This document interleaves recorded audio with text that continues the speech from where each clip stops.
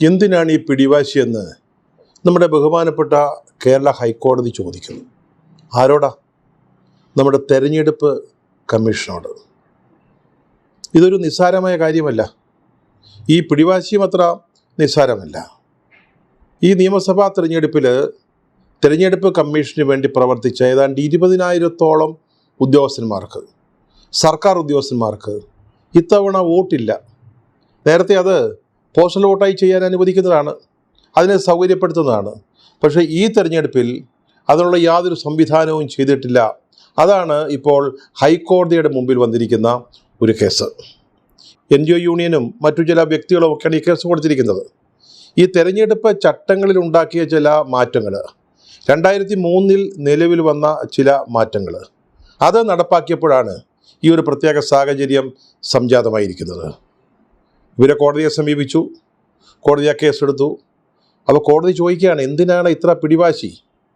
ഇവർക്ക് വോട്ട് ചെയ്യാനുള്ള അവസരം എന്തുകൊണ്ട് നിങ്ങൾ നിഷേധിക്കുന്നു? ഇത് നിങ്ങൾക്ക് വേണ്ടി, ഇലക്ഷൻ കമ്മീഷന് വേണ്ടി ജോലി ചെയ്തവരാണ്.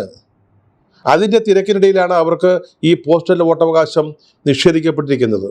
20,000-ഓളം ആളുകൾ, ഉദ്യോഗസ്ഥന്മാർ, അവർക്ക് എങ്ങനെ വോട്ട് നിഷേധിക്കാൻ പറ്റും? അവർക്ക് വോട്ട് ചെയ്യാനുള്ള സാഹചര്യവും സൗകര്യവും ഒരുക്കി കൊടുക്കേണ്ടത് നിങ്ങളാണ്.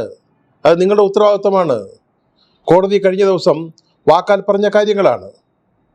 ഇനി അതിന്മേലെ ഒരു ഉത്തരവ് നൽകാമെന്ന് കോടതി സമ്മതിച്ചിരിക്കുകയുമാണ്. ഇതൊക്കെ കേൾക്കുമ്പോൾ നമുക്ക് തോന്നിപ്പോകുന്നത് നമ്മുടെ ഇലക്ഷൻ കമ്മീഷന് എന്ത് പറ്റിയെന്നുള്ളതാണ്. ഇതൊന്നും പതിവുള്ളതല്ല കേരളത്തിൽ.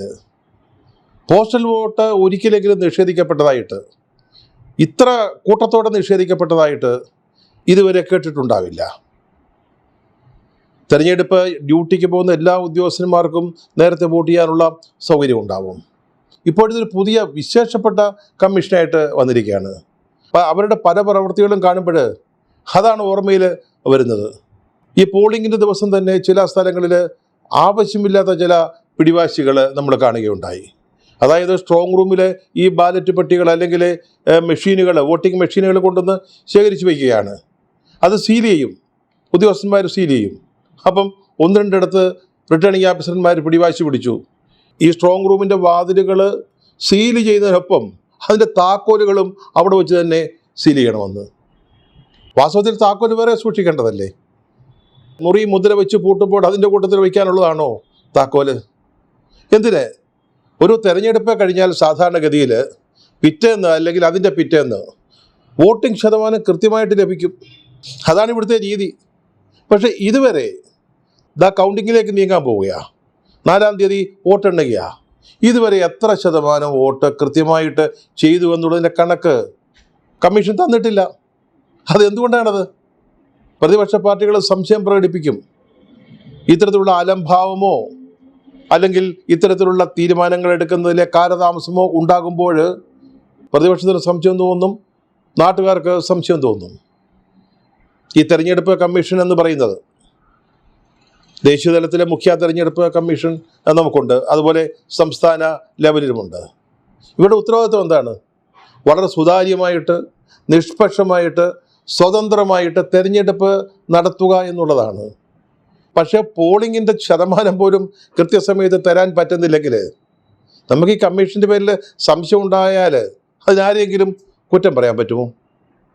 കഴിഞ്ഞ ദിവസം കോഴിക്കോട് വെള്ളിമാട് കുന്ന് എന്ന് പറയുന്ന സ്ഥലത്തെ ഒരു സ്കൂളിൽ, അവിടുത്തെ സ്ട്രോങ് റൂമിലാണ് ബാലറ്റ് ബോക്സുകൾ, സമീപത്തുള്ള പല നിയോജക മണ്ഡലങ്ങളിലെയും ബാലറ്റ് പെട്ടികൾ അല്ലെങ്കിൽ EVM മെഷീനുകൾ സൂക്ഷിച്ചിരിക്കുന്നത്.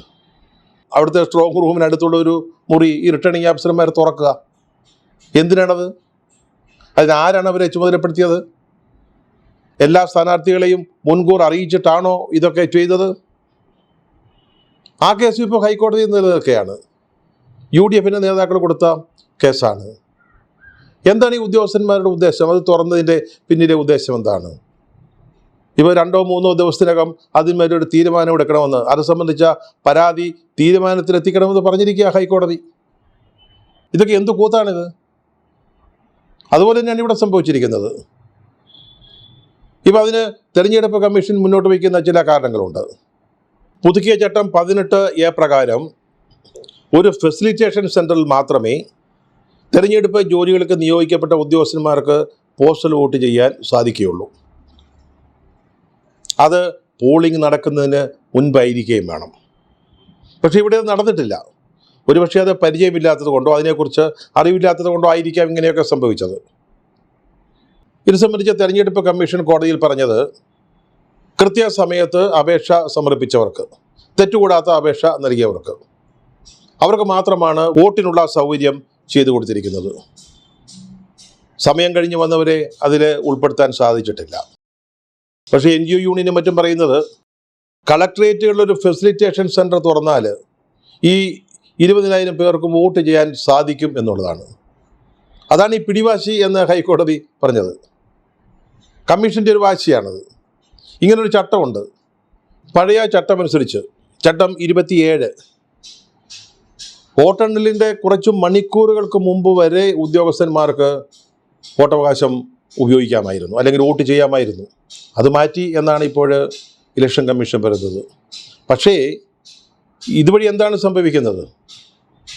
ഈ വോട്ടവകാശം എന്ന് പറയുന്നത് വളരെ വിലയേറിയതാണെന്ന് നമ്മളെ ഓർമ്മിപ്പിച്ചുകൊണ്ടിരിക്കുന്നത് ഇലക്ഷൻ കമ്മീഷൻ തന്നെയാണ്. കൃത്യമായിട്ട് വോട്ട് ചെയ്യണമെന്ന് ആവശ്യപ്പെടുന്നു ഇലക്ഷൻ കമ്മീഷൻ.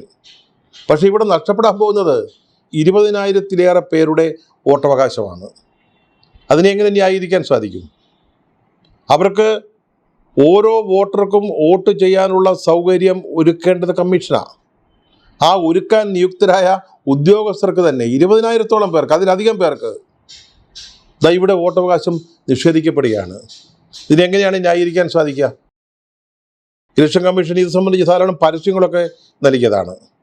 ആദ്യം SIR തീവ്ര വോട്ടർ പട്ടിക പരിഷ്കരണം നടന്നപ്പോൾ അതിൽ പങ്കാളികളാവാൻ ആവശ്യപ്പെട്ടുകൊണ്ട് പത്രപരസ്യങ്ങൾ നൽകിയിരുന്നു നമ്മുടെ ഇലക്ഷൻ കമ്മീഷൻ.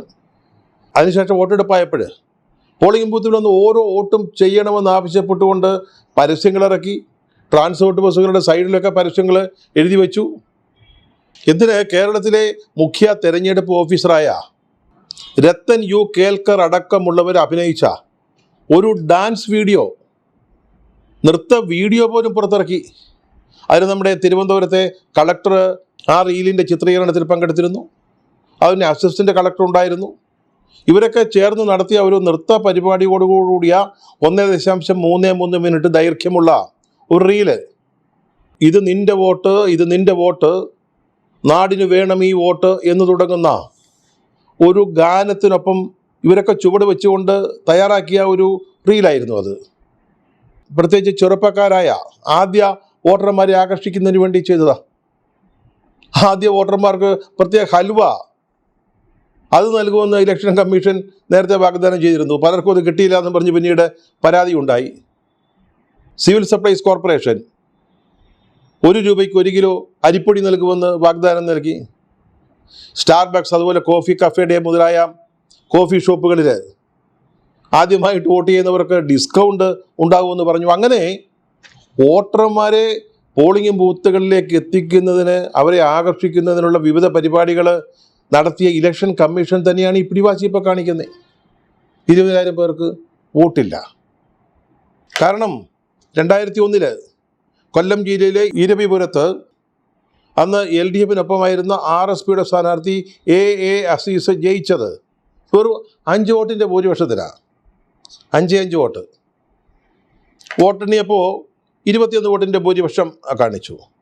ഉടനെ UDFിൻ്റെ സ്ഥാനാർത്ഥി TM മുഹമ്മദ് കബീർ ഹൈക്കോടതിയിൽ ഇതിനെതിരെ കേസ് കൊടുത്തു. വീണ്ടും വോട്ടെണ്ണി. അപ്പോൾ 5 വോട്ടിൻ്റെ വ്യത്യാസത്തിലാണ് അസീസ് ജയിച്ചത്. അതാണ് പറഞ്ഞത്, ചിലപ്പോൾ പോസ്റ്റൽ വോട്ടുകളും വളരെ നിർണായകമാകും. ഈ കഴിഞ്ഞ തെരഞ്ഞെടുപ്പിൽ തന്നെ കുറ്റ്യാടി നിയോജകമണ്ഡലത്തിൽ മുസ്ലിം ലീഗിൻ്റെ സ്ഥാനാർത്ഥി 333 വോട്ടിൻ്റെ ഭൂരിപക്ഷത്തിൽ ജയിച്ചു. അവിടേക്ക് 73 പോസ്റ്റൽ വോട്ടുകൾ തയ്യാറാക്കി വച്ചിരുന്നതാണ് ഇത്തവണത്തെ തെരഞ്ഞെടുപ്പിൽ. അത് പക്ഷേ അയച്ചത് വേറെ ഏതോ ജില്ലയിലേക്ക്, വേറെ ഏതോ നിയോജക മണ്ഡലത്തിലേക്കാണ്. അത് ദുരുദ്ദേശത്തോടു കൂടിയാണെന്നാണ് ഈ ഹർജിക്കാർ ആക്ഷേപിക്കുന്നത്. കോടതി അപ്പോൾ ചോദിച്ചു, നിങ്ങളെങ്ങനെ കരുതുന്നുണ്ടോ? അതെ, ഞങ്ങൾ അങ്ങനെയാണ് കരുതുന്നത് എന്ന് തന്നെ ഹർജിക്കാർ പറഞ്ഞു. എങ്ങനെയാണ് ഒരു മണ്ഡലത്തിലേക്ക് നീക്കി വെച്ച പോസ്റ്റൽ വോട്ടുകൾ മറ്റൊരു ജില്ലയിലേക്ക്, മറ്റൊരു മണ്ഡലത്തിലേക്ക് പോകുന്നത്? ഇതൊക്കെ എങ്ങനെയാണ് സംഭവിക്കുന്നത്? എന്തിനാണ് ഈ പിടിവാശിയെന്ന് നമ്മുടെ ഹൈക്കോടതി തന്നെ ചോദിക്കുമ്പോൾ അതിൻ്റെ അർത്ഥം എന്താ? ഇക്കാര്യത്തിൽ കമ്മീഷൻ പിടിവാശി കാണിക്കുന്നു എന്നുള്ളത് തന്നെയാണ്. ഹർജിക്കാർ പറയുന്നത് ഈ തെരഞ്ഞെടുപ്പ് പ്രക്രിയയ്ക്ക് യാതൊരു തടസ്സവും മുടക്കവും കൂടാതെ ഫെസിലിറ്റേഷൻ സെൻ്ററുകൾ ഏർപ്പെടുത്തിയാൽ ഈ 20,000 പേർക്ക് വോട്ടവകാശം നൽകാൻ കഴിയുമെന്നാണ്. കോടതിക്ക് പോലും സംശയം തോന്നുന്നു കമ്മീഷൻ്റെ പിടിവാശിയാണെന്ന്. എന്തിനാണ് ഈ പിടിവാശി? ഈ ഇലക്ഷൻ കമ്മീഷൻ എന്ന് പറയുന്നത് നമ്മുടെ നീതിന്യായ വ്യവസ്ഥയേക്കാൾ ഉയരങ്ങളിൽ നിൽക്കുന്നതാണോ?